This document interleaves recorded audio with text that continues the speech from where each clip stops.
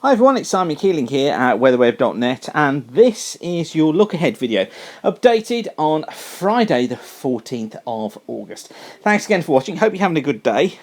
And it's not a bad weekend ahead, really. The weather certainly playing ball and improving from what it is today. I know many of you got some really heavy rain around today. Check out Gary's fast forecast for all the details for the weekend and the essential information you need to know. Now, we're in the middle of our fundraising month for Macmillan Cancer Support. Many of you have already generously donated, and thank you to those of you who already have. What we're doing is asking you to donate to Macmillan because weatherweb.net is completely free of charge. And what we say is that you use the site free of charge. Yes, we put adverts around. It's a commercial venture. It does make money. But what we ask you to do is to make a donation to Macmillan for the use of WeatherWeb you've had during the last year. Now, you can give any amount you want. We're suggesting actually £50 for the year.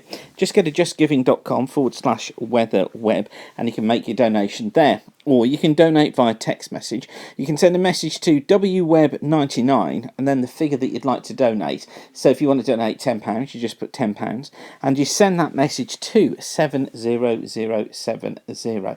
That's 70070. And whatever you can afford to donate, please do so. If you can't afford to donate anything, then look, that's no problem. Just spread the word about the current campaign. Every little bit helps, and if you've been involved with Macmillan, or you know somebody who has, you'll know the vital support that they give. Now, it's JMA Day, which is Friday, sometimes Thursday, admittedly, but it's the day when the Japanese Meteorological Agency update their global 30-day forecast model, and very interesting results coming out for this week. This is the week 1 forecast, taking us up to next Thursday. So this is up to the 20th of August, and what this one is showing us is below normal heights and a trough generally through this week out towards the west of the UK, down through Iberia, through western parts of France, a ridge out towards the east. Look, significant ridge here. Now, what's going to be happening is this ridge actually influences the weather across the UK, particularly across more eastern and northern areas.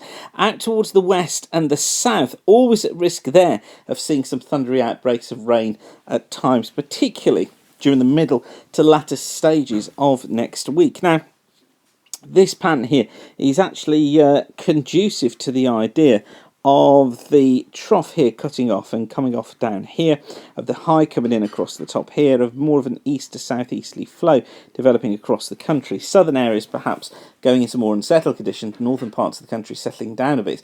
And I know for those of you in the north who have been suffering really this summer across particularly Scotland and across Northern Ireland, where you've had really quite a wet summer, it looks as if things perhaps do improve. Now, into week 2, which is going from the 21st of August through until the 27th of August, so taking us up towards the end of the month. Look what's happened. Cut off down towards the south, that's those lower than normal heights. Higher than normal heights towards the north and towards the northeast and towards the northwest. Yes, still evidence of a trough out towards the west, but generally this theme of pressure building during that period. And if we look at weeks 3 and 4, so this is going from the 28th of August through until it'll be the 10th-ish, 10th or 11th of September. And look what's happened here. Higher than normal heights towards the east, lower than normal towards the west. Certainly evidence of possibly a fairly short-lived high towards the end of the month into the early parts of September. And generally what we can take from this is this story of improving conditions, of high pressure tending to build into the British Isles, or at least influence the British Isles. I don't think it's going to be over the top of us. So we're not talking gloriously sunny weather all the way, but what we are talking about is a significant improvement on what we've had, and probably sunnier, warmer conditions to end August and to take us into the very early parts of September as well. And it kind of goes along with the theme that we've been talking about now for several weeks. So I'll be interested to see how this one develops, whether it actually comes true. This is actually very reminiscent of the Chinese forecast that we were looking at a few days ago, which was signalling this idea of higher pressure building at the beginning of September. It seems to be a theme that's there, and certainly one I think we need to take notice of. So I think the news generally is fairly good, even though I think this autumn will probably go down as one that's remembered for its storms.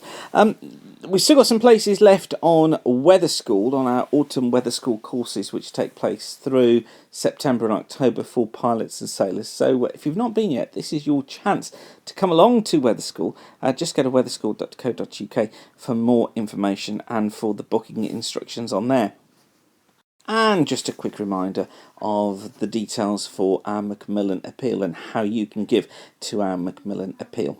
Okay, I'll leave you with that for now, but once again, thanks again for watching. Have a great day, keep the sun shining, and bye for now.